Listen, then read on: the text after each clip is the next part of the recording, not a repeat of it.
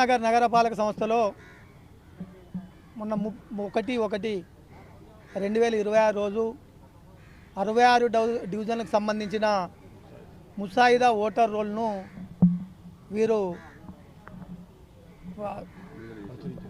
ప్రచురించడం జరిగింది. దానిలో పూర్తిగా తప్పుల తడకగా ఆ ఓటర్ లిస్ట్ ఉన్నది.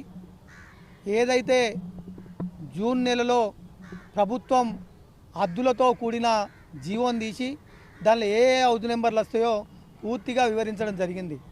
దానికి భిన్నంగా పూర్తిగా హద్దులు ఏదైతే నార్త్ నుంచి వెళ్ళి ఈస్ట్ సౌత్ వెస్ట్ మళ్ళీ నార్త్ వరకు కూడా ఉన్న బౌండరీస్లు అన్నీ ఆ మధ్యలో వచ్చే హౌస్ నెంబర్లు అన్నీ కూడా కేంద్రీకరించి అవి దాదాపు ఏదైతే మన కాన్స్టెన్సీ ఉన్న ఓటర్ లిస్టులో పార్ట్ దాదాపు పోలింగ్ స్టేషన్స్ 5, 6, 7, 8 పోలింగ్ స్టేషన్ల నుంచి వెళ్ళి అవి విడివిడిగా తీసుకొని, ఎందుకంటే ఒక్కొక్క పోలింగ్ స్టేషన్లో 4-5 డివిజన్లు వచ్చే అవకాశాలు ఉంటాయి కాబట్టి మరి ఆ జీవో ప్రకారం హద్దు లోపట్లే తీసుకోవాలి కాబట్టి ఆ విధంగా ఓటర్ లిస్టు తయారు చేయవలసిన అవసరం ఉన్నది.